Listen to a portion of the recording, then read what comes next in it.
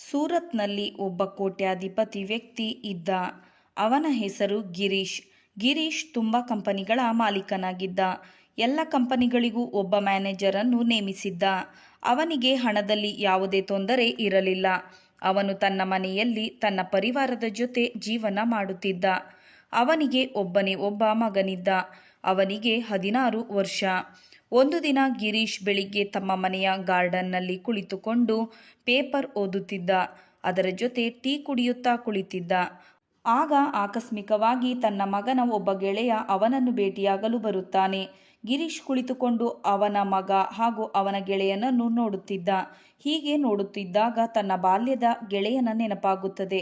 ನಂತರ ಅವನು ತನ್ನ ಗೆಳೆಯನನ್ನು ಭೇಟಿಯಾಗಲು ನಿರ್ಧಾರ ಮಾಡುತ್ತಾನೆ. ನಂತರ ಮನೆಯ ಒಳಗೆ ಹೋಗಿ ತನ್ನ ಹೆಂಡತಿಗೆ ತನ್ನ ಸಾಮಾನುಗಳನ್ನೆಲ್ಲ ಪ್ಯಾಕ್ ಮಾಡಲು ಹೇಳುತ್ತಾನೆ. ಆಗ ಅವನ ಹೆಂಡತಿ ಕೇಳುತ್ತಾಳೆ, ಎಲ್ಲಿಗೆ ಹೋಗುತ್ತಿದ್ದೀರಿ, ಯಾರನ್ನು ಭೇಟಿಯಾಗಲು ಹೋಗುತ್ತಿದ್ದೀರಿ ಎಂದಾಗ ಅವನು, ನನ್ನ ಬಾಲ್ಯದ ಗೆಳೆಯ, ಅವನ ಹೆಸರು ಮೋಹನ್ ಲಾಲ್, ಅವನನ್ನು ಭೇಟಿಯಾಗಲು ಹೋಗುತ್ತಿದ್ದೇನೆ ಎಂದನು ಗಿರೀಶ್. ಆಗ ಅವಳು ಆ ಹೆಸರನ್ನು ಕೇಳುತ್ತಲೇ, ಆಯಿತು, ನಾನು ಸಾಮಾನುಗಳನ್ನು ಪ್ಯಾಕ್ ಮಾಡುತ್ತೇನೆ ಹಾಗೂ ನಾನು ಕೂಡ ಅವರನ್ನು ಭೇಟಿಯಾಗಲು ಬರುತ್ತೇನೆ ಎಂದು ಹೇಳಿದಳು. ಆಯಿತು ಎಂದು ಗಿರೀಶ್ ಹೊರಗೆ ಬಂದು ತನ್ನ ಮಗನಿಗೂ ಕೂಡ ನೀನು ನಮ್ಮ ಜೊತೆ ಬರಲು ತಯಾರಾಗು ಎಂದು ಹೇಳುತ್ತಾನೆ. ಆಗ ಮಗ ಕೇಳುತ್ತಾನೆ, ಅಪ್ಪ, ನಾವು ಎಲ್ಲಿಗೆ ಹೋಗುತ್ತಿದ್ದೇವೆ? ಅವರು ನನಗೆ ತುಂಬ ಬೇಕಾಗಿರುವವರು, ಅವರನ್ನು ಭೇಟಿಯಾಗಲು ಹೋಗುತ್ತಿದ್ದೇವೆ ಎಂದು ಹೇಳಿದ ಗಿರೀಶ್. ಅಪ್ಪನ ಮಾತುಗಳನ್ನು ಕೇಳಿ ಮಗ, ಅಪ್ಪ, ನೀವು ಅಷ್ಟೇ ಹೋಗಿ ಬನ್ನಿ ಎಂದು ಹೇಳಿದ. ಆಗ ಗಿರೀಶ್, ಇಲ್ಲ ಮಗು, ನೀನು ಕೂಡ ಅವರನ್ನು ಭೇಟಿಯಾಗಬೇಕು ಎಂದು ಹೇಳಿದ. ಆಗ ಅಪ್ಪನ ಮಾತನ್ನು ಕೇಳಿ ಮಗ ಕೂಡ ಹೊರಡಲು ಸಿದ್ಧನಾದ. ಆಗ ಎಲ್ಲರೂ ಕೂಡ ರೆಡಿಯಾಗಿ ಅಲ್ಲಿಂದ ಹೊರಡುತ್ತಾರೆ. ನಿಧಾನವಾಗಿ ಪ್ರಯಾಣ ಮಾಡುತ್ತಾ ಎಲ್ಲರೂ ಬಿಹಾರವನ್ನು ತಲುಪಿದರು. ಬಿಹಾರನ್ನು ತಲುಪಿದ ನಂತರ ಗಿರೀಶ್ ಹತ್ತಿರದಲ್ಲಿರುವ ಬ್ಯಾಂಕಿಗೆ ಹೋಗುತ್ತಾನೆ. ಬ್ಯಾಂಕಿಗೆ ಹೋದ ನಂತರ 10 ರಿಂದ 12 ಲಕ್ಷ ಡ್ರಾ ಮಾಡುತ್ತಾನೆ. ನಂತರ ಮತ್ತೆ ಪ್ರಯಾಣವನ್ನು ಮುಂದುವರಿಸುತ್ತಾರೆ. ಆಗ ಮಗ ತಂದೆ ಅಷ್ಟೊಂದು ಹಣ ಡ್ರಾ ಮಾಡಿಕೊಂಡು ಬಂದಿರುವುದನ್ನು ನೋಡಿ, ಅಪ್ಪ, ನೀವೇಕೆ ಇಷ್ಟೊಂದು ಹಣವನ್ನು ಡ್ರಾ ಮಾಡಿಕೊಂಡು ಬಂದಿದ್ದೀರಿ ಎಂದು ಕೇಳಿದ. ಮಗನ ಮಾತನ್ನು ಕೇಳಿ ತಂದೆ ನಗುತ್ತಾ ಹೇಳುತ್ತಾನೆ, ಮಗನೇ, ಈ ದುಡ್ಡಿನ ಅವಶ್ಯಕತೆ ತುಂಬ ಇದೆ. ನಾನು ಒಬ್ಬರ ಋಣದಲ್ಲಿದ್ದೇನೆ. ಆ ಋಣದಿಂದ ಮುಕ್ತಿ ಆಗಬೇಕು ಎಂದುಕೊಂಡಿದ್ದೇನೆ. ಆದರೆ ಮಗನಿಗೆ ತಂದೆಯ ಮಾತಿನ ಅರ್ಥ ತಿಳಿಯಲಿಲ್ಲ. ಆದರೆ ನನ್ನ ತಂದೆ ತುಂಬ ದುಡ್ಡಿರುವವರು, ಅವರು ಯಾವುದೇ ಋಣದಲ್ಲಿರಲು ಸಾಧ್ಯವಿಲ್ಲ. ಆಗ ಅವನು ತನ್ನ ತಂದೆಯನ್ನು ಕೇಳುತ್ತಾನೆ, ಅಪ್ಪ, ನೀವೇಕೆ ನನಗೆ ಈ ರೀತಿಯಾಗಿ ಜೋಕ್ ಮಾಡ್ತಾ ಇದ್ದೀರಾ? ನಿಮ್ಮ ಮೇಲೆ ಯಾರ ಋಣವಿರುತ್ತದೆ? ನೀವು ತುಂಬ ದುಡ್ಡಿರುವವರು, ನನಗೆ ಏಕೋ ಅರ್ಥವಾಗುತ್ತಿಲ್ಲ ಎಂದಾಗ, ಆಯಿತು ಮಗನೇ, ನಾನು ನಿನಗೆ ಒಂದು ಕಥೆಯನ್ನು ಹೇಳುತ್ತೇನೆ. ಈ ಕಥೆಯನ್ನು ಕೇಳಿದ ಮೇಲೆ ನಿನಗೆ ಅರ್ಥವಾಗುತ್ತದೆ ನನ್ನ ಮೇಲೆ ಋಣ ಇದೆಯೋ ಇಲ್ಲವೋ ಎಂದು. ಆಗ ಅವನ ಮಗ ಕೂಡ ಕಥೆಯನ್ನು ಕೇಳಲು ತುಂಬ ಉತ್ಸಾಹಕನಾಗುತ್ತಾನೆ. ಆಗ ಅವನ ತಾಯಿ ಯೋಚಿಸುತ್ತಾರೆ, ಇವರು ತಮ್ಮ ಮಗನಿಗೆ ಯಾವ ಕಥೆಯನ್ನು ಹೇಳುತ್ತಿದ್ದಾರೆ ಎಂದು. ತಂದೆ ಮಗನ ಮಾತುಕತೆಯನ್ನು ಕೇಳಿ ಅವರು ನಗುತ್ತಾ ಕುಳಿತಿರುತ್ತಾರೆ.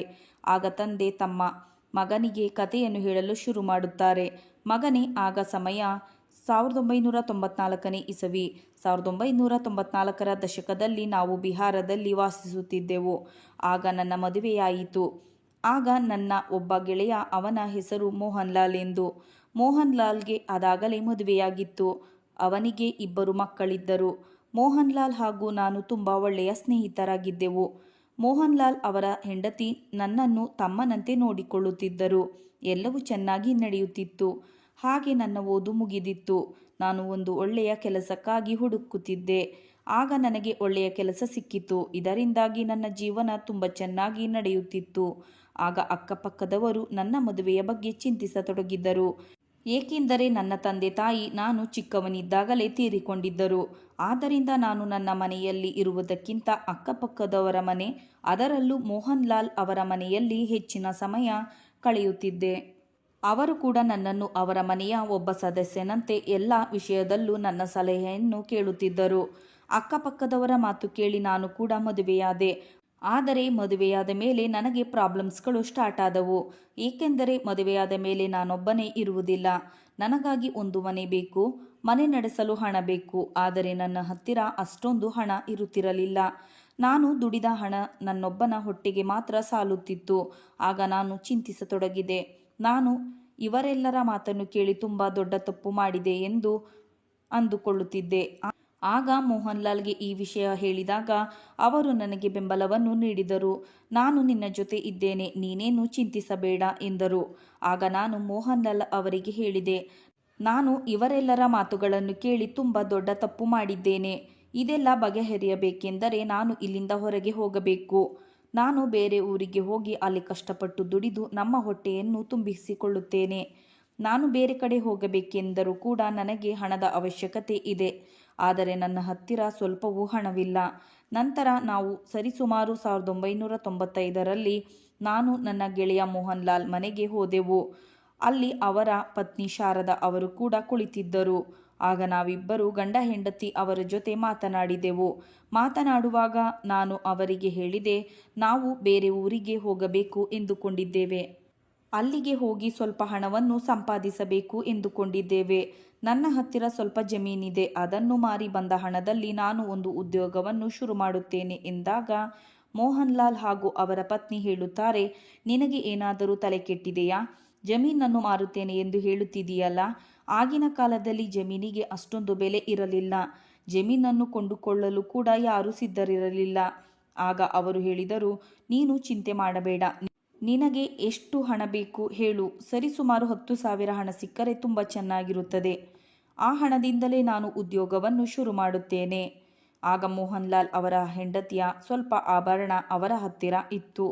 ಆ ಆಭರಣಗಳನ್ನು ತೆಗೆದುಕೊಂಡು ಒಬ್ಬ ಚಿನ್ನದ ಅಂಗಡಿಯ ಮಾಲೀಕನ ಹತ್ತಿರ ಹೋದರು. ಅಲ್ಲಿ ಆಭರಣಗಳನ್ನು 10,000ಗೆ ಗಿರವಿ ಇಟ್ಟರು. ನಂತರ ಹಣವನ್ನು ತಂದು ನನ್ನ ಕೈಗೆ ಇಟ್ಟರು. ಆಗ ನಾನು ನನ್ನ ಕೈಯಲ್ಲಿದ್ದ ಹಣವನ್ನು ನೋಡಿ, ಈ ಹಣವನ್ನು ಎಲ್ಲಿಂದ ತಂದಿರಿ ಎಂದು ಕೇಳಿದೆ. ನಾನು ನನ್ನ ಸ್ನೇಹಿತನನ್ನು ಕೇಳಿದೆ. ಆಗ ಮೋಹನ್ಲಾಲ್, ನಿನ್ನ ಅತ್ತಿಗೆಯ ಹತ್ತಿರ ಸ್ವಲ್ಪ ಆಭರಣವಿತ್ತು. ಅದನ್ನು ನಾನು ಗಿರವಿ ಇಟ್ಟು ಈ ಹಣವನ್ನು ತಂದಿದ್ದೇನೆ. ಸ್ವಲ್ಪ ದಿನದಲ್ಲೇ ಆ ಹಣವನ್ನು ಕೊಟ್ಟು ಆಭರಣವನ್ನು ಬಿಡಿಸಿಕೊಳ್ಳುತ್ತೇನೆ ಎಂದು ಹೇಳಿದ. ನೀನೇನು ಚಿಂತೆ ಮಾಡಬೇಡ. ನಿನ್ನ ಜೀವನದಲ್ಲಿ ಒಳ್ಳೆಯ ಉದ್ಯೋಗವನ್ನು ಪ್ರಾರಂಭ ಮಾಡಿ ಯಶಸ್ವಿಯಾಗು ಎಂದು ಹೇಳುತ್ತಾನೆ. ಈಗ ನಾನು ಕೊಟ್ಟ ಹಣವನ್ನು ನೀನು ಎಂದಿಗೂ ನನಗೆ ವಾಪಸ್ ಕೊಡುವ ಅವಶ್ಯಕತೆ ಇಲ್ಲ. ನಾನು ನಿನ್ನ ಗೆಳೆಯ, ನನಗೆ ಇಷ್ಟು ಹಕ್ಕಿದೆ ಎಂದು ಹೇಳಿ ಅಲ್ಲಿಂದ ಹೊರಟು ಹೋದ. ಆಗ ನಾನು ನನ್ನ ಹೆಂಡತಿಯನ್ನು ಕರೆದುಕೊಂಡು ಸೂರತ್ಗೆ ಹೋದೆ. ಸ್ವಲ್ಪ ದಿನ ಸೂರತ್ಗೆ ಹೋದ ಮೇಲೆ ಸಣ್ಣ ಪುಟ್ಟ ಕೆಲಸಗಳನ್ನು ಮಾಡಿದೆ. ನಾನು ಕೆಲಸದಲ್ಲಿ ಹಗಲು ರಾತ್ರಿ ಎನ್ನದೆ ಕಷ್ಟಪಟ್ಟು ದುಡಿದೆ. ಸ್ವಲ್ಪ ದಿನ ಕಷ್ಟಪಟ್ಟ ಮೇಲೆ ನನ್ನ ಉದ್ಯೋಗ ಚೆನ್ನಾಗಿ ನಡೆಯತೊಡಗಿತು. ಸಮಯ ಕಳೆಯುತ್ತಾ ನನ್ನ ಉದ್ಯೋಗ ಕೂಡ ಚೆನ್ನಾಗಿ ನಡೆದು ತುಂಬ ಕಂಪನಿಗಳನ್ನು ಕಟ್ಟಿದೆ. ನೀನು ನೋಡುತ್ತಿರುವ ಈ ಕಂಪನಿಗಳಿಂದ ನಾನು ತುಂಬ ಲಾಭವನ್ನು ಪಡೆದಿದ್ದೇನೆ. ಆದರೆ ಇದರ ನಡುವೆ ನಾನು ನನ್ನ ಗೆಳೆಯನನ್ನು ಮರೆತು ಹೋಗಿದ್ದೆ. ನಾನು ಈ ಉದ್ಯೋಗವನ್ನು ಪ್ರಾರಂಭಿಸಲು ನನಗೆ ಅವನು ಹಣದ ಸಹಾಯವನ್ನು ಮಾಡಿದ್ದ. ಇಂದು ಬೆಳಿಗ್ಗೆ ನಾನು ಹೊರಗೆ ಕುಳಿತು ಟೀ ಕುಡಿತಿರುವಾಗ ನಿನ್ನ ಗೆಳೆಯ ನಿನ್ನನ್ನು ಭೇಟಿಯಾಗಲು ಬಂದಿದ್ದ. ಆಗ ಒಂದೇ ಸಾರಿ ನಿನ್ನ ಗೆಳೆಯನನ್ನು ನೋಡಿದಾಗ ನನ್ನ ಬಾಲ್ಯದ ಗೆಳೆಯ ನೆನಪಿಗೆ ಬಂದ. ಆಗ ನಾನು ನನ್ನ ಗೆಳೆಯನನ್ನು ಭೇಟಿಯಾಗಲು ನಿರ್ಧಾರ ಮಾಡಿದೆ. ಈಗ ನಾನು ಈ ಹಣವನ್ನು ಡ್ರಾ ಮಾಡಿದ್ದೇನೆ ಎಂದರೆ ಅವರು ನನಗೆ ಕೊಟ್ಟಿರುವ 10,000 ಬದಲಿಗೆ ಈ ಹಣವನ್ನು ನಾನು ಅವರಿಗೆ ಕೊಡಬೇಕು ಎಂದುಕೊಂಡಿದ್ದೇನೆ. ನಾನು ಅವರಿಗೆ ಈ ಹಣವನ್ನು ಕೊಟ್ಟು, ನೋಡು ಇದು ನಿನ್ನ ಹಣ ಎಂದು ಹೇಳಬೇಕು ಎಂದುಕೊಂಡಿದ್ದೇನೆ. ತಂದೆಯ ಮಾತನ್ನು ಕೇಳಿ ಒಂದೇ ಸಾರಿ ಎಕ್ಸೈಟ್ ಆದ ಮಗ.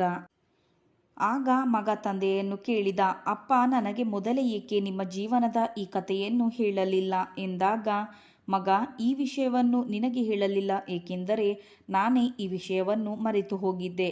ಏನಿಲ್ಲ ಎಂದರೂ ಈ ಘಟನೆ ನಡೆದು ಸುಮಾರು 20 ವರ್ಷಗಳಾಯಿತು. 1992ರಲ್ಲಿ ಗಿರೀಶ್ ಬಿಹಾರವನ್ನು ಬಿಟ್ಟು ಸೂರತ್ಗೆ ಹೊರಟು ಹೋಗಿದ್ದ. ಈಗ ಪ್ರಸ್ತುತ 2012. ಆಗ ಗಿರೀಶ್ ಹೇಳಿದ, ನನಗೆ ಯಾರಾದರೂ ಆ ಹಳ್ಳಿಯಲ್ಲಿ ಸಂಬಂಧಿಕರಿದ್ದರೆ ನನಗೆ ಆ ಹಳ್ಳಿಯ ನೆನಪಾಗುತ್ತಿತ್ತು. ಮಗ ತಂದೆಯ ಮಾತನ್ನು ಕೇಳಿ ಮೋಹನ್ಲಾಲ್ ಅವರನ್ನು ಭೇಟಿಯಾಗಲು ತುಂಬ ಉತ್ಸುಕನಾಗಿದ್ದ. ಹಾಗೂ ಅವನು ನೋಡಬೇಕು ಎಂದುಕೊಂಡಿದ್ದ ಅಪ್ಪನ ಯಾವ ಗೆಳೆಯನ ಸಹಾಯದಿಂದ ನಾವು ಇಂದು ಇಷ್ಟೊಂದು ಒಳ್ಳೆಯ ಜೀವನವನ್ನು ನಡೆಸುತ್ತಿದ್ದೇವೆ ಎಂದು. ಹೀಗೆ ಪ್ರಯಾಣ ಮುಂದುವರಿಯುತ್ತಾ ಸಾಯಂಕಾಲದ ಸಮಯವಾಯಿತು. ಆಗ ಅವರು ಬಿಹಾರದ ಆ ಹಳ್ಳಿಯನ್ನು ತಲುಪಿದರು. ದೊಡ್ಡದೊಂದು ಗಾಡಿ ಬಂದು ಮೋಹನ್ಲಾಲ್ ಅವರ ಮನೆಯ ಮುಂದೆ ನಿಲ್ಲುತ್ತಿದ್ದಂತೆ ಸುತ್ತಮುತ್ತಲಿದ್ದ ಜನರೆಲ್ಲರೂ ಆ ಗಾಡಿಯಲ್ಲಿದ್ದ ವ್ಯಕ್ತಿಯನ್ನು ತುಂಬ ಆಶ್ಚರ್ಯದಿಂದ ನೋಡುತ್ತಿದ್ದರು. ಏಕೆಂದರೆ ಮೋಹನ್ಲಾಲ್ ಅವರ ಮನೆಯ ಪರಿಸ್ಥಿತಿ ತುಂಬ ದಾರುಣವಾಗಿತ್ತು. ಏಕೆಂದರೆ ಆ ಮನೆಯನ್ನು ನೋಡಲು ತುಂಬ ವರ್ಷಗಳಿಂದ ಅದನ್ನು ರಿಪೇರಿ ಮಾಡಿಯೇ ಇಲ್ಲ ಎನ್ನುವಂತೆ ಇತ್ತು. ಅದು ಗಿರೀಶ್ಗೂ ಕೂಡ ಕಣ್ಣಿಗೆ ಕಾಣುವಂತಿತ್ತು. ನಂತರ ಅವನು ಗಾಡಿಯಿಂದ ಇಳಿಯುತ್ತಾನೆ. ಸೀದಾ ಮೋಹನ್ ಲಾಲ್ ಅವರ ಮನೆಯ ಒಳಗೆ ಹೋಗುತ್ತಾನೆ.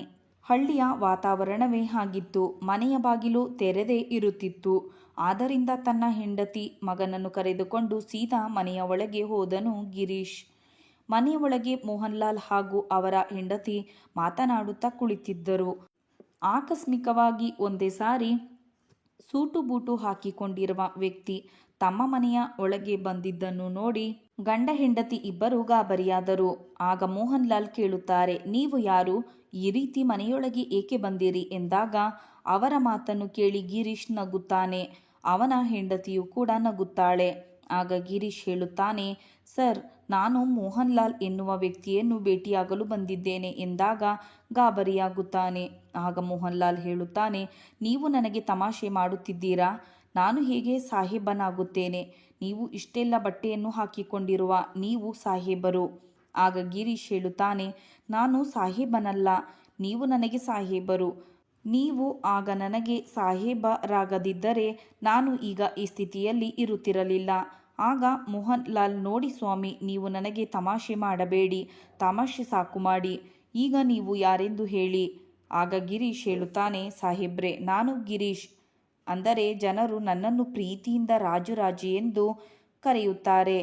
ಯಾವಾಗ ಗಿರೀಶ್ ಬಾಯಿಂದ ರಾಜು ಎನ್ನುವ ಹೆಸರನ್ನು ಕೇಳುತ್ತಾರೋ ಆಗ ಮೋಹನ್ ಲಾಲ್ ಹಾಗೂ ಅವನ ಹೆಂಡತಿ ರಾಜು ಎನ್ನುವ ಹೆಸರನ್ನು ನೆನಪಿಸಿಕೊಳ್ಳುತ್ತಾರೆ. ಅವರಿಬ್ಬರು ಗಂಡ ಹೆಂಡತಿ ಸೂಕ್ಷ್ಮವಾಗಿ ಅವನನ್ನು ಗಮನಿಸುತ್ತಾರೆ. ಆಗ ಅವರಿಗೆ ನೆನಪಿಗೆ ಬರುತ್ತದೆ, ಅದೇ ರಾಜು, ನಾವು ಇವನಿಗೆ 10,000 ಕೊಟ್ಟಿದ್ದೇವೇನಲ್ಲ, ಅವನೇ ಇವನು ಎಂದು ಗುರುತು ಹಿಡಿಯುತ್ತಾರೆ. ಆಗ ಮೋಹನ್ ಲಾಲ್ ಅವರ ಕಣ್ಣಿನಿಂದ ಕಣ್ಣೀರು ಸುರಿಯತೊಡಗಿದವು. ಆಗ ಅವರು ಗಿರೀಶ್ನನ್ನು ಗಟ್ಟಿಯಾಗಿ ತಪ್ಪಿಕೊಂಡು ಅಳತೊಡಗಿದರು. ನಂತರ ಸ್ವಲ್ಪ ಸುಧಾರಿಸಿಕೊಂಡು, ರಾಜು, ನೀನು ಪೂರ್ತಿಯಾಗಿ ಬದಲಾಗಿದ್ದೀಯಾ? ನಿನ್ನನ್ನು ನೋಡಿದರೆ ನನಗೆ ಗುರುತಿಸಲು ಕೂಡ ಆಗುತ್ತಿಲ್ಲ. ಆಗ ಅವರ ಮಾತುಗಳನ್ನು ಕೇಳಿ ಗಿರೀಶ್ ಕೂಡ ಅಳತೊಡಗಿದನು. ನಂತರ ಗಿರೀಶ್ನ ಹೆಂಡತಿ ಮೋಹನ್ ಲಾಲ್ ಅವರ ಕಾಲಿಗೆ ಬಿದ್ದು ನಮಸ್ಕರಿಸುತ್ತಾಳೆ. ಆಗ ಗ್ರಾಮದಲ್ಲಿರುವ ಜನರೆಲ್ಲರೂ ಇವರಿಬ್ಬರನ್ನು ನೋಡಿ ಆಶ್ಚರ್ಯಪಡುತ್ತಾರೆ. ಜನರೆಲ್ಲರೂ ಮನೆಯೊಳಗೆ ಇಣುಕಿ ಇಣುಕಿ ನೋಡತೊಡಗಿದರು. ಆಗ ಅವರು ಅಂದುಕೊಂಡರು, ದೊಡ್ಡದಾದ ಕಾರಿನಲ್ಲಿ ಈ ಶ್ರೀಮಂತ ವ್ಯಕ್ತಿ ಅವರ ಮನೆಗೆ ಬಂದು ನಂತರ ಅವನ ಹೆಂಡತಿ ಈ ಬಡವರ ಕಾಲಿಗೆ ಬಿದ್ದು ನಮಸ್ಕರಿಸಿದಳು. ಇದು ಹೇಗೆ ಸಾಧ್ಯ ಎಂದು ಅವರೆಲ್ಲರೂ ಗಾಬರಿಯಾದರು. ಮನೆಯ ಗೂಡಿಗೆ ಕಿವಿ ಇಟ್ಟು ಎಚ್ಚರಿಕೆಯಿಂದ ಅವರ ಮಾತುಗಳನ್ನು ಆಲಿಸತೊಡಗಿದರು. ಆಗ ಮೋಹನ್ ಲಾಲ್ ಅವರ ಹೆಂಡತಿ, ಹೀಗೆ ನಿಂತುಕೊಂಡು ಮಾತನಾಡುತ್ತೀರೋ ಇಲ್ಲ ಅವರನ್ನು ಕುಳಿತುಕೊಳ್ಳಲು ಹೇಳುತ್ತೀರೋ ಎಂದು ತನ್ನ ಗಂಡನಿಗೆ ಹೇಳಿದಳು. ಆಗ ಮೋಹನ್ ಲಾಲ್ ಅವರಿಗೂ ಅರಿವಾಯಿತು. ಎಲ್ಲರನ್ನೂ ಕುಳಿತುಕೊಳ್ಳಲು ಹೇಳಿದನು. ಆಗ ಅವರೆಲ್ಲರ ಯೋಗಕ್ಷೇಮವನ್ನು ವಿಚಾರಿಸಿದನು. ಆಗ ಗಿರೀಶ್ ಮೋಹನ್ ಲಾಲ್ ಜೊತೆ ತನ್ನ ವಿಷಯವನ್ನೆಲ್ಲ ಹೇಳಿದ. ಗುಜರಾತ್ನ ಸೂರತ್ನಲ್ಲಿ ನಾನು ದೊಡ್ಡ ದೊಡ್ಡ ಕಂಪನಿಗಳನ್ನು ಕಟ್ಟಿದ್ದೇನೆ. ಅಲ್ಲಿ ನಾನು ತುಂಬ ಒಳ್ಳೆಯ ಜೀವನವನ್ನು ನಡೆಸುತ್ತಿದ್ದೇನೆ. ಈಗ ನಿನ್ನ ಕಥೆಯನ್ನು ಹೇಳು. ನಿನ್ನ ಯೋಗಕ್ಷೇಮ ಹೇಗಿದೆ? ಈಗ ನೀವೆಲ್ಲರೂ ಈಗ ಏಕೆ ಇಂತಹ ಸ್ಥಿತಿಯಲ್ಲಿದ್ದೀರಿ? ಅವನ ಮಾತುಗಳನ್ನು ಕೇಳಿ ಮೋಹನ್ ಲಾಲ್ ಹಾಗೂ ಅವನ ಹೆಂಡತಿ ಮೌನವಾಗಿ ಬಿಟ್ಟರು. ಅವರ ಮುಖದಲ್ಲಿ ನಿರಾಸೆ ಸ್ಪಷ್ಟವಾಗಿ ಎದ್ದು ಕಾಣುತ್ತಿತ್ತು. ಆಗ ಗಿರೀಶ್ ಮೋಹನ್ ಲಾಲ್ ಅವರ ಕೈಯನ್ನು ತನ್ನ ಕೈಯ ಮೇಲೆ ಇಟ್ಟುಕೊಂಡು, ನೋಡು ಗೆಳೆಯ, ನೀನು ನನ್ನ ನಿಜವಾದ ಗೆಳೆಯ. ನೀನು ನನ್ನ ಪಾಲಿಗೆ ನನ್ನ ಅಣ್ಣನಿಗಿಂತಲೂ ಕಡಿಮೆಯೇನೂ ಇಲ್ಲ. ನೀನು ನನಗೆ ನನ್ನ ಕಷ್ಟದ ಪರಿಸ್ಥಿತಿಯಲ್ಲಿ ಸಹಾಯ ಮಾಡದಿದ್ದರೆ ನಾನು ಈಗ ಇಷ್ಟು ದೊಡ್ಡ ವ್ಯಾಪಾರಿ ಆಗುತ್ತಿರಲಿಲ್ಲ. ನಿನಗೆ ಯಾವ ರೀತಿಯ ಸಮಸ್ಯೆಯಾಗಿದೆ ಎಂದು ನನಗೆ ನೀನು ಮುಜುಗರ ಪಟ್ಟುಕೊಳ್ಳದೆ ಹೇಳಬೇಕು. ಇಷ್ಟಕ್ಕೂ ಏನು ಸಮಸ್ಯೆ ಆಗಿದೆ? ನಿನ್ನ ಪರಿಸ್ಥಿತಿ ಈ ರೀತಿ ಆಗಿದೆ. ಆಗ ಮೋಹನ್ ಲಾಲ್ ಅವರು ನೋವನ್ನು ತಡೆಯದೆ ತನ್ನ ವಿಷಯವನ್ನೆಲ್ಲ ಗಿರೀಶ್ಗೆ ಹೇಳತೊಡಗಿದರು. ನಿನಗೆ ಗೊತ್ತಾ, ನೀನು ಇಲ್ಲಿಂದ ಹೋಗುವಾಗ ನಿನಗೆ 10,000 ಕೊಟ್ಟಿದ್ದೇನಲ್ಲವಾ? ಆಗ ನಾವಿಬ್ಬರು ಗಂಡ ಹೆಂಡತಿ ತುಂಬ ಕಷ್ಟಪಟ್ಟು ಬಂಗಾರವನ್ನು ಬಿಡಿಸಿಕೊಂಡೆವು. ನಂತರ ನಮ್ಮ ಮನೆಯಲ್ಲಿ ತುಂಬ ಬದಲಾವಣೆಗಳಾದವು. ನನ್ನ ಆರೋಗ್ಯ ಹದಗೆಡುತ್ತಾ ಬಂದಿತು. ಮಕ್ಕಳು ದೊಡ್ಡವರಾಗುತ್ತಾ ಅವರ ಖರ್ಚು, ಓದಿನ ಖರ್ಚುಗಳು ಕೂಡ ಜಾಸ್ತಿ ಆಗುತ್ತಾ ಹೋಯಿತು. ಬರುತ್ತಾ ನನ್ನ ಅನಾರೋಗ್ಯದ ಖರ್ಚು ಕೂಡ ಜಾಸ್ತಿ ಆಯಿತು. ಕೆಲಸ ಮಾಡುವವರು ಯಾರೂ ಇಲ್ಲದಂತಾಯಿತು. ನನ್ನ ಮಗ ಹೊರಗೆ ದುಡಿಯಲು ಹೋಗತೊಡಗಿದ. ಆಗ ನನ್ನ ಸಂಸಾರ ಸ್ವಲ್ಪ ಚೇತರಿಸಿಕೊಂಡಿತು. ಎಷ್ಟೇ ಸಂಪಾದಿಸಿಕೊಂಡು ಹಣವನ್ನು ತಂದರೂ ಮನೆಯ ಖರ್ಚುಗಳಿಗೆ ಸರಿ ಹೋಗುತ್ತಿತ್ತು. ಅದರ ಜೊತೆ ನನ್ನ ಅನಾರೋಗ್ಯದ ಖರ್ಚು ಕೂಡ ಅದರಲ್ಲೇ ಸೇರಿಕೊಂಡಿತ್ತು. ತನ್ನ ಮನೆಯ ಪರಿಸ್ಥಿತಿಯನ್ನು ಹೇಳುತ್ತಾ ಮೋಹನ್ಲಾಲ್ ಅವರು ಬಿಕ್ಕಿ ಬಿಕ್ಕಿ ಅಳತೊಡಗಿದರು. ಆಗ ಗಿರೀಶ್ ಹಾಗೂ ಅವನ ಹೆಂಡತಿ ಮೋಹನ್ಲಾಲ್ ಹಾಗೂ ಅವರ ಹೆಂಡತಿಯನ್ನು ಸಮಾಧಾನ ಮಾಡಿದರು. ಆಗ ಗಿರೀಶ್ ತಾನು ತಂದಿದ್ದ ಹಣವನ್ನು ಅವರ ಹತ್ತಿರ ಇಟ್ಟ. ನಾನು ನಿನ್ನ ಸಾಲವನ್ನು ತೀರಿಸಲು ಹಣವನ್ನು ತಂದಿದ್ದೇನೆ. ನನಗೆ ಗೊತ್ತು ಇದರ ಅವಶ್ಯಕತೆ ನಿನಗೆ ಇಲ್ಲ ಎಂದು. ಆಗ ಮೋಹನ್ಲಾಲ್ ಹೇಳುತ್ತಾರೆ, ನೋಡು ಗಿರೀಶ್, ಇದು ನಾನು ನಿನಗೆ ಕೊಟ್ಟಿರುವುದು ಸಾಲವಾಗಿ ಅಲ್ಲ. ಇದು ನಾನು ನಿನಗೆ ತಮ್ಮ ಎನ್ನುವ ಪ್ರೀತಿಯಿಂದ ಕೊಟ್ಟಿದ್ದು. ಅವರು ಹೀಗೆ ಮಾತನಾಡುತ್ತಿದ್ದಾಗ ಮೋಹನ್ಲಾಲ್ ಅವರ ಮಗ ಅಲ್ಲಿಗೆ ಬಂದ. ಮನೆ ಒಳಗೆ ಅವರನ್ನು ನೋಡಿ ಮೋಹನ್ಲಾಲ್ ಅವರ ಮಗ ಗಾಬರಿಯಾದನು. ಆಗ ಮೋಹನ್ಲಾಲ್ ಖುಷಿಯಿಂದ ತನ್ನ ಮಗನನ್ನು ಹತ್ತಿರ ಕರೆದು ಗಿರೀಶ್ ಬಗ್ಗೆ ಹೇಳಿದ. ನೋಡು ಗಿರೀಶ್, ಇವನೇ ನನ್ನ ಮಗ. ನನ್ನ ಸಂಸಾರವನ್ನು ಹಗಲಿರುಳು ಕಷ್ಟಪಟ್ಟು ದುಡಿದು ಸಾಗಿಸುತ್ತಿದ್ದಾನೆ. ಗಿರೀಶ್ ಮೋಹನ್ಲಾಲ್ ಅವರ ಮಗನನ್ನು ಕೇಳುತ್ತಾನೆ, ಮಗು ನೀನೇನು ಕೆಲಸವನ್ನು ಮಾಡುತ್ತಿದ್ದೀಯಾ ಎಂದು ಕೇಳುತ್ತಾನೆ. ನನಗೆ ಓದಬೇಕೆನ್ನುವ ಆಸೆ ಇದೆ. ಆದರೆ ಮನೆಯ ಪರಿಸ್ಥಿತಿಯನ್ನು ಅರ್ಥ ಮಾಡಿಕೊಂಡು ನಾನು ಕಷ್ಟಪಟ್ಟು ಕೆಲಸ ಮಾಡಲೇಬೇಕಾಗಿದೆ. ಕೆಲಸದ ಜೊತೆ ಗೌರ್ಮೆಂಟ್ ಕೆಲಸಕ್ಕಾಗಿ ಕೂಡ ತಯಾರಿ ನಡೆಸುತ್ತಿದ್ದೇನೆ. ಅವನ ಮಾತುಗಳನ್ನು ಕೇಳಿ ಗಿರೀಶ್ ತುಂಬ ಖುಷಿಯಾಗುತ್ತಾನೆ. ಮಗು ಕಷ್ಟಪಡು, ಕಷ್ಟಪಟ್ಟರೆ ಮುಂದೆ ಒಳ್ಳೆಯ ದಿನಗಳು ಲಭಿಸುತ್ತವೆ. ಆಗ ಮೋಹನ್ಲಾಲ್ ಅವರ ಮಗ, ಅಪ್ಪ ಇವರೆಲ್ಲ ಯಾರು, ಇಲ್ಲಿಗೆ ಏಕೆ ಬಂದಿದ್ದಾರೆ ಎಂದು ಕೇಳಿದಾಗ ಗಿರೀಶ್, ನಾನು ಎಲ್ಲ ವಿಷಯವನ್ನು ಹೇಳುತ್ತೇನೆ, ನೀನು ನನ್ನ ಜೊತೆ ಬಾ ಎಂದು ಅವನನ್ನು ಕರೆದುಕೊಂಡು ಹೊರಟನು. ಆಗ ಮೋಹನ್ ಲಾಲ್ ಅವರು, ಎಲ್ಲಿಗೆ ಕರೆದುಕೊಂಡು ಹೋಗುತ್ತಿದ್ದೀಯಾ ಅವನನ್ನು ಗಿರೀಶ್ ಎಂದಾಗ, ನೀನೇನು ಗಾಬರಿಯಾಗಬೇಡ, ನನ್ನ ಹೆಂಡತಿ ಮಗ ಇಲ್ಲೇ ಇದ್ದಾರೆ. ನಿನ್ನ ಮಗನನ್ನು ನಾನೇನು ಕಿಡ್ನ್ಯಾಪ್ ಮಾಡುವುದಿಲ್ಲ. ಸ್ವಲ್ಪ ಅವನ ಜೊತೆ ಕೆಲಸವಿದೆ. ನಂತರ ಮೋಹನ್ಲಾಲ್ ಅವರ ಮಗನನ್ನು ಕರೆದುಕೊಂಡು ಗಿರೀಶ್ ಕಾರಿನಲ್ಲಿ ಹೊರಟು ಹೋದ. ಆಗ ಗಿರೀಶ್ ಮೋಹನ್ಲಾಲ್ ಅವರ ಮಗನನ್ನು, ನಿನ್ನ ಚಿಕ್ಕಪ್ಪನ ಮನೆಯ ಅಡ್ರೆಸ್ನನ್ನು ಹೇಳು ಎಂದು ಕೇಳಿದ. ಏಕೆಂದರೆ ಮೋಹನ್ಲಾಲ್ ತಮ್ಮ ಮಗಳನ್ನು ತಮ್ಮ ತಮ್ಮನ ಮನೆಯಲ್ಲಿ ಇರಿಸಿರುತ್ತಾರೆ. ಸೀದಾ ಅವರ ಚಿಕ್ಕಪ್ಪನ ಮನೆಗೆ ಹೋಗಿ ಮೋಹನ್ಲಾಲ್ ಅವರ ಮಗಳನ್ನು ಕರೆದುಕೊಂಡು ವಾಪಸ್ ಮೋಹನ್ಲಾಲ್ ಅವರ ಮನೆಗೆ ಬರುತ್ತಾರೆ. ನೋಡು ಗೆಳೆಯ, ಇದು ತುಂಬ ಜಾಸ್ತಿ ಆಯಿತು. ನೀನು ನನ್ನ ಗೆಳೆಯನಾಗಿ ಈ ರೀತಿ ಜೀವನವನ್ನು ನಡೆಸುವುದು ನನಗೆ ಇಷ್ಟವಿಲ್ಲ. ನನ್ನ ಜೊತೆ ಸೂರತ್ಗೆ ಬಂದು ಬಿಡು. ಅಲ್ಲಿ ನಿನಗೆ ಒಂದು ಅಂಗಡಿಯನ್ನು ತೆರೆದು ಕೊಡುತ್ತೇನೆ. ಅಲ್ಲಿ ಅಂಗಡಿಯನ್ನು ನಡೆಸಿಕೊಂಡು ತುಂಬ ಒಳ್ಳೆಯ ಜೀವನವನ್ನು ನೀನು ನಡೆಸಬಹುದು ಎಂದನು ಗಿರೀಶ್. ಇಲ್ಲಿ ಏನಿದೆ, ಮಕ್ಕಳು ದುಡಿಯಲು ಹೋದರೂ ಕೂಡ ಸಂಬಳ ಕೂಡ ಜಾಸ್ತಿ ಇರುವುದಿಲ್ಲ. ನಿನ್ನ ಮಗ ನನ್ನ ಕಂಪನಿಯಲ್ಲಿ ಕೆಲಸ ಮಾಡಿದರೆ ಸಾಕು, ಬೇಕಾದಷ್ಟು ಸಂಬಳವನ್ನು ಕೊಡುತ್ತೇನೆ.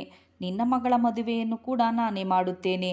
ಆಗ ಮೋಹನ್ಲಾಲ್, ಬೇಡ, ನಾನು ಇಲ್ಲೇ ಇರುತ್ತೇನೆ. ನನಗೆ ಇಲ್ಲಿ ಏನು ಕಡಿಮೆ ಆಗಿಲ್ಲ. ನೀನು ಅಲ್ಲಿ ಸುಖವಾಗಿರು ಎಂದು ಹೇಳುತ್ತಾನೆ. ಆದರೆ ಮೋಹನ್ಲಾಲ್ ಅವರ ಮಗನ ತಲೆಯಲ್ಲಿ ಇವರು ಯಾರು, ನನ್ನ ತಂದೆಯನ್ನು ಕರೆಯುತ್ತಿದ್ದಾರೆ ಎನ್ನುವ ಪ್ರಶ್ನೆ ಓಡುತ್ತಲೇ ಇತ್ತು. ಅದೇ ಪ್ರಶ್ನೆಯನ್ನು ಗಿರೀಶ್ನನ್ನು ಕೂಡ ಕೇಳಿದ.